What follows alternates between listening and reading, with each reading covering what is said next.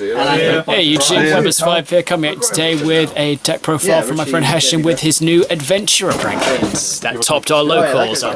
It topped the past locals at Dead Universe and also at Tabletop Republic as well. But yeah, I feel like I'm that meme, from Jimmy Neutron with Sheen being like, you've shown Prank Kids 7 times each week, but this one is different. It's different this time, and hey man, it's my deck, So yeah, we'll just go through it real quick. Or in the words of the Karate Kid universe, it's different but same. Exactly. So we all know the Prank Kids lineup. We've got 3 Dropsies, 3 Lampsies, 3 Fernsies, and 2 Roxies. 2 Roxies is what I'm going with from now on. For those of you that don't know, I'll quickly go through them. When you link summon a fusion with them, they'll summon a Prank Kid with a different name from the deck, and that's once per turn. This gains 1,000 life points. This burns your opponent 500 life points. This is a Foolish Burial / Foolish Burial goods, so you send a Prank Kid card to the grave, and this you can banish then draw a card. So yeah, that's that. One thing that you also have to remember too is that they're all one effect as well. So there was an instance recently where I used Dropsy's effect, and then I was about to special summon, and someone tried to ash me. You can't do that because that's all one effect. So it's, you do the effect, then you special summon essentially, or you can choose to special summon. What makes the deck amazing is the consistency and the 1 card starters. So you got 3 place, 1 terraforming. Place is fantastic for multiple reasons. Obviously it's a searcher, you can chain block as well. It also just makes your monsters way bigger and your opponent's monsters way smaller through the attack, gain and loss, which by the way are not hard once per turn. So if you're in a situation like I was, where I was going up against a monster with 3k and I couldn't really be over it, I top deck a Prank Kid's Place. I used its effect, the one that was already on the board, and then I activated Prank Kid's Place from my hand, and then did it again, and made his, it made one of his 3k monsters, it made it into 15, and then it just attacked, and then, OTK'd. Yeah, it's just able to make your cards OTK really well without having to resort to things like Access Code or Borrow Sword. You got Pranks, which allows you to make a token. This is really useful, especially in the Adventure Engine, and I'll get into it in a minute. And also it just kind of allows you to dig deeper into your deck as well.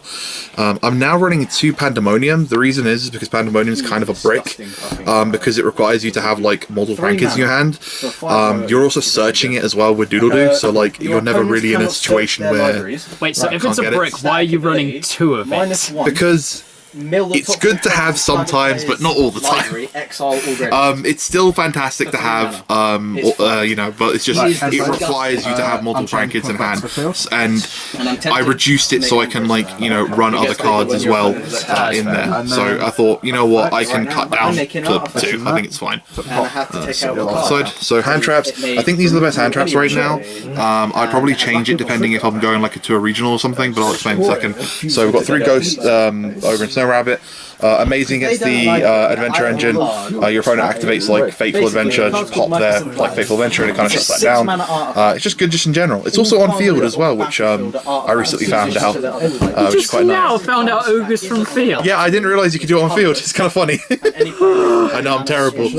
Droll and Lock, also fucking fantastic. One of the best hand traps to do against the Adventure Engine is Droll and Lock, because they use the Adventure Engine to stop the hand traps. However, if you droll them, you basically stop them from adding, and that can kill a lot of decks essentially. So it's fantastic. If I was going to a regional or a YCS, I would definitely consider running Lancia, but that is in the side, spoilers. But yeah, I think Droll, Snow Rabbit, and maybe Ash are probably the best ones to be running right now, in my opinion. So here is the start of the show, the Adventure Engine. So you have Water Enchantress, 3 of those. You have 3 Rite of Arameesa, 1 Griffin Rider, 1 Fateful Adventure, and then you've got 1 Draco back. So just a quick explanation for those that don't know. Yeah, I don't really know what it does. Essentially what it does is it allows you to put an Omni Negate on board, which is this dude right here. So you've got Water Enchantress.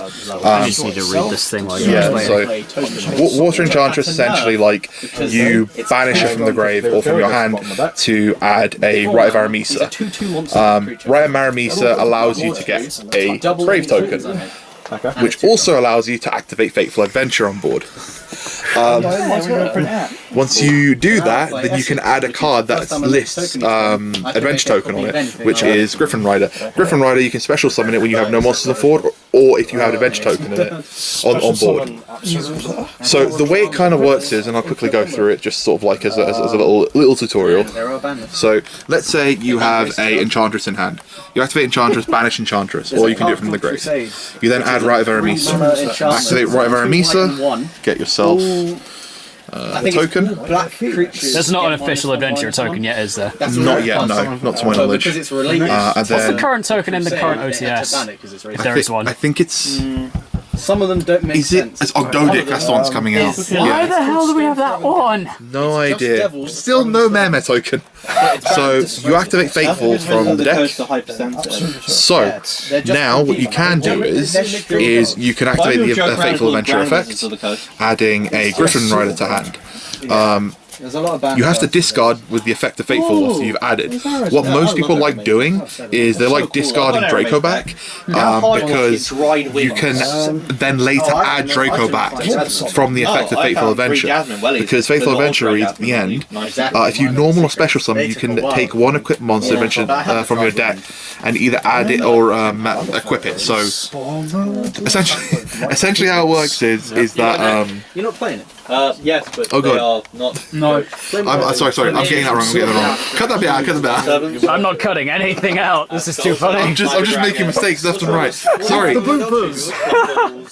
Okay, Fateful Adventure, you discard the Draco back. Draco back's effect is when sent to the graveyard, you can then equip it back onto the token. So if you have Draco back in your hand, you can use that as discard fodder. Or you can use Enchantress if you want to like set up for next turn, or practically anything. It doesn't really matter. So at this point now, you now have an equipped Draco back onto the token. You can choose to then special summon Griffin Rider, which is now an Omni Negate. When your opponent activates a card effect, you can spin it back into the deck and then negate that effect. So then you could just do it again later. Exactly. And bear in mind, you've only special summoned twice. You special summon a token, and you special summon as a Griffin Rider. It gets better. It gets nastier and it gets better. We'll go through the rest of the deck and I'll explain how it gets even better. This engine is insane. It is nutty. About 3. So the rest of the deck. Ignore the cards at the back. They haven't actually. George, what have you done? Tribute to them. They're just ice shading done. Actually, that's fine. Alright, so we've got one ofs here. We've got Foolish Burial, which sends your Enchantress, because your Enchantress you can banish from the grave. We've got Instant Fusion. That basically should just be a prank kid card at this point. It's amazing. Gets you your Rocket Ride. Call by the Grave. It's called by the grave. Thunder Dragon Fusion. I don't know if I had this last time. I don't think you did. This card's fantastic. I don't know why I wasn't running it for the longest time. Because it wasn't pointed out to you until quite recently. Yeah, it allows you to recycle your resources. You get to add back a fancy on your next turn. If your opponent Nibiru's you can be like, well, okay, I guess I make an Anaconda and then go into Thunder Dragon Fusion and I can have a Battle Butler on board. You're fine. It's fantastic. That hand is fine. We've got 3 Imperm, Imperm, and we've got 3 Forbidden Droplets. So that is the main deck. Let's go into the extra. Extra hasn't really changed that much, to be honest. Well, as I recall, the last time the extra deck had DPE in it. That is true. As the engine's got. I've been tempted to try out adding DPE on top of it, but I feel it's just too much.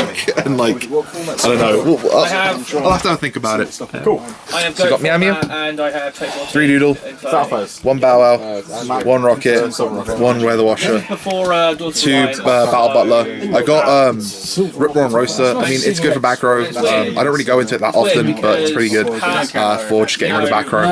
Also, when it gets sent to the grave as well, you can add any card to your hand, which is pretty funny. Nice. Yeah, Link Spider for the tokens, Verte, so you can get out Battle Butler. There have been multiple times in the tournament where I just made 2 Battle Butlers, which is nice. Just make a Battle Butler off the like normal, or make it on your next turn with Pandemonium, and then like make it with Verte as well. So 3 Regeki is pretty nice. Nightmare Unicorn, and then Access Code for for OTK. Oh shoot, and then hidden card. Totally Awesome. Totally Awesome's pretty good. I don't see myself going into it a lot because, as you probably noticed, I don't really run Poly in this deck. But you still have Instant Fusion, you still have ways to get to it.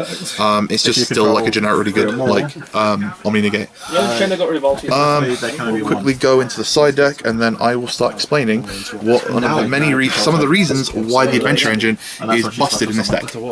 So this hasn't really changed too much. You've got 3 evenly matched. Driver, Gamma. I think Gamma's really good this format. Destroys and negates. It's just generally really good.